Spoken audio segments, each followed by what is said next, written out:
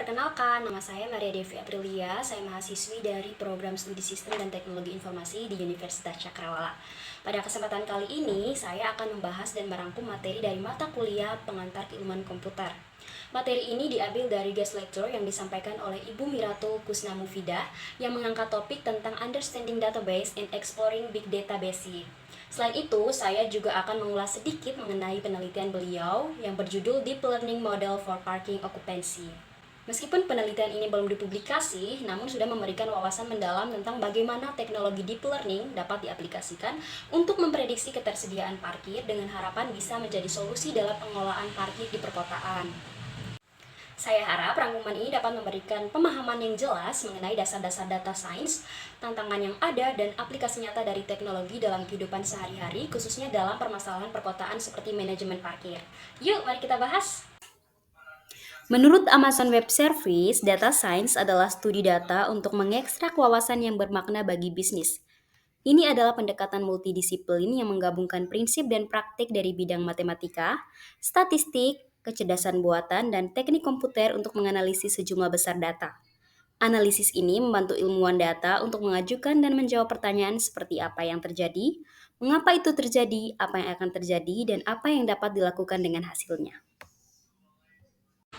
Data science memainkan peran penting dalam dunia modern karena kemampuannya dalam menganalisis dan memanfaatkan data dengan cara memberikan dampak besar bagi berbagai bidang.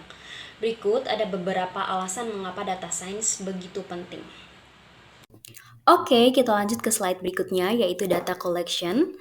Salah satu fakta menarik tentang pengumpulan data adalah Google Drive yang merupakan layanan penyimpanan cloud yang paling dominan di dunia, digunakan oleh lebih dari 94,44% pengguna global. Hal ini menunjukkan betapa pentingnya layanan penyimpanan data untuk mendukung proses analisis data skala besar. Oke, jadi big data adalah istilah yang digunakan untuk menggambarkan volume data yang sangat besar, beragam, dan terus meningkat. Meskipun big data menawarkan banyak peluang, ada beberapa tantangan utama yang dihadapi dalam pengelolaannya. Berikut ada beberapa tantangan utama big data. Mari kita lihat. Kemudian ada big data challenge yang mencangkup volume atau jumlah data, yang kedua variety atau beragam jenis data, yang ketiga velocity atau kecepatan data, yang keempat veracity atau kualitas, dan yang kelima value atau bernilai. Oke, selanjutnya kita masuk ke penelitian Bu Mufida mengenai Deep Learning Model for Parking Occupancy. Kota-kota besar seringkali menghadapi masalah dalam mengelola ruang parkir yang terbatas. Contoh masalahnya seperti polusi udara, kemacetan lalu lintas, energi dan sumber daya, risiko kecelakaan, kerugian ekonomi, dan fasilitas parkir. Ketersediaan parkir yang tidak efisien berkontribusi pada kemacetan lalu lintas dan menurunkan mobilitas di daerah perkotaan. Oleh karena itu, kota perlu sistem yang dapat memantau dan mengelola parkir secara real-time untuk mengoptimalkan pengguna ruang parkir dan mengurangi kemacetan. Di sisi lain, masalah parkir bagi pengemudi adalah pengemudi sering menghadapi masalah dalam sistem parkir konvensional. Mereka harus berkeliling mencari tempat kosong yang menghabiskan waktu dan menyebabkan frustasi. Hal ini sering berujung pada pelanggaran parkir karena terbatasnya tempat yang tersedia. Solusinya adalah sistem parkir pintar. Teknologi ini memberi informasi real-time tentang ketersediaan parkir, sehingga pengemudi dapat langsung diarahkan ke lokasi yang tersedia. Dengan sistem ini, pengalaman parkir menjadi lebih nyaman, bebas stres, dan lebih teratur. Untuk mengatasi kedua masalah tersebut, penelitian ini bertujuan untuk mengembangkan model prediksi yang tangguh dan handal menggunakan teknologi deep learning. Untuk lebih lanjutnya, mari kita bahas di slide berikutnya.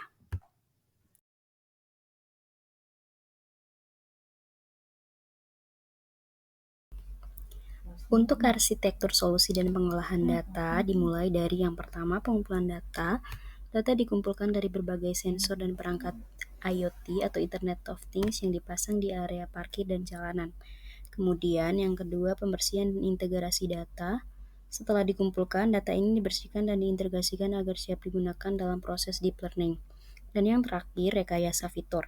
Pada tahap ini, fitur-fitur penting yang dapat mempengaruhi prediksi seperti waktu, hari, cuaca, dan pola lalu lintas diidentifikasikan dan diproses untuk dimasukkan ke dalam model.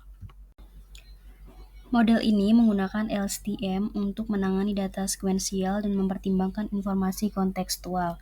Dengan auto-tuning, hiperparameter disesuaikan otomatis untuk hasil optimal. Evaluasi model mencakup prediksi ketersediaan parkir di segmen jalan dan pola parkir berdasarkan lokasi dan waktu. Selain itu, dilakukan analisis biaya pengembangan mencakup teknologi dan infrastruktur yang dibutuhkan.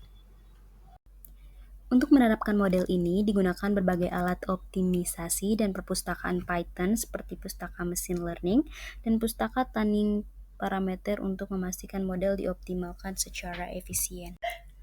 Tren terbaru dalam optimisasi data science mencakup beberapa hal penting. Yang pertama, quantum computing adalah untuk merevolusi optimisasi dengan prinsip mekanika kuantum.